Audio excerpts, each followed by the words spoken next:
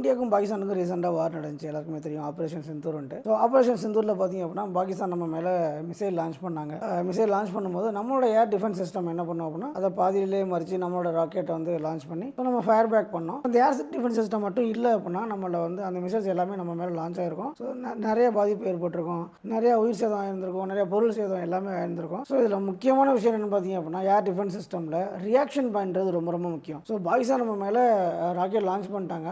Rocket launch பண்ணதை நம்ம identify பண்ணோம். ஓகே, நம்ம எதிரி நம்ம மேலே ராக்கெட் லான்ச் பண்ணிட்டாங்கன்னு சொல்லிட்டு we have to identify. அதுக்கு நம்ம யூஸ் பண்ணுறது தான் ரேடார். ஸோ அந்த ரேடார்ன்றது ரொம்ப ரொம்ப முக்கியம். ஸோ நம்ம மேலே யாராவது அட்டாக் பண்ணுறாங்க அப்படின்னா அதை ஐடென்டிஃபை பண்ணிவிட்டு அந்த ரேடார் வந்து சிக்னல் வந்து கமாண்டருக்கு அனுப்பும். ஸோ கமாண்டர் தான் ஆக்சுவலாக ராக்கெட்டை வந்து நம்ம வந்து லான்ச் பண்ணோம், நம்ம சைட்லேருந்து டிஃபென்ஸ் ராக்கெட் வந்து லான்ச் பண்ணோம். ஸோ இந்த ரியாக்ஷன் டைம் இருக்குது பார்த்தீங்களா, அது ரொம்ப ரொம்ப க்ரூசியல் நம்ம வந்து திரும்பி அட்டாக் பண்ணுறதுக்கு. இந்த ரியாக்ஷன் டைம் வந்து பிலோ 10 செகண்ட் இருக்கணும். பிலோ 10 செகண்டுக்கு அதிகமாக இருந்துச்சு, இல்லை 15 செகண்ட் 20 செகண்ட் இருந்துச்சு அப்படின்னா கண்டிப்பாக நம்மளால் அதை வந்து ஃபயர் பேக் பண்ண முடியாது, நம்ம மேலே கண்டிப்பாக அது லான்ச் ஆயிரும். ஸோ அந்த ரியாக்ஷன் டைம்ன்றது ரொம்ப ரொம்ப கம்மியாக இருக்கணும், 10 செகண்ட்ஸுக்கு கம்மியாக இருக்கணும். அப்படி இருந்தால் மட்டும்தான் நம்மளால் எதிரிங்க நம்ம மேலே ஒரு மிசைலை வந்து நம்மளால் டீஆக்டிவேட் பண்ண முடியும். நம்மகிட்ட இருக்க ஏர் டிஃபென்ஸ் சிஸ்டமோட ரியாக்ஷன் டைம் பார்த்தீங்க அப்படின்னா ப்ரிசைஸாக பார்த்தீங்க அப்படின்னா 8 செகண்ட்ஸ் இருக்கும் நம்மள்ட்ட. இதுக்கு முக்கியமான காரணம் பார்த்தீங்கன்னா ஆகாஷ் தீர் சிஸ்டம் சொல்லிட்டு நம்மள்ட்ட ஒரு சிஸ்டம் இருக்குது. இது எல்லா ப்ராசஸையுமே ஆட்டோமேட் பண்ணி ஆட்டோமேட்டிக்காகவே ராக்கெட்டை லான்ச் பண்ணோம். ஸோ இந்த ஆட்டோமேட்டிக் சிஸ்டம்னால தான் பாகிஸ்தான் நம்ம மேலே விட்ட ராக்கெட் எதுவுமே நம்மளை வந்து அஃபெக்ட் பண்ணலை. ஸோ ஆட்டோமேட்டிக்காக அதை வந்து நம்ம டீஆக்டிவேட் பண்ணிட்டோம். ஸோ ஏர் டிஃபென்ஸ் சிஸ்டமில் ரியாக்ஷன் டைம் ரொம்ப ரொம்ப முக்கியம்.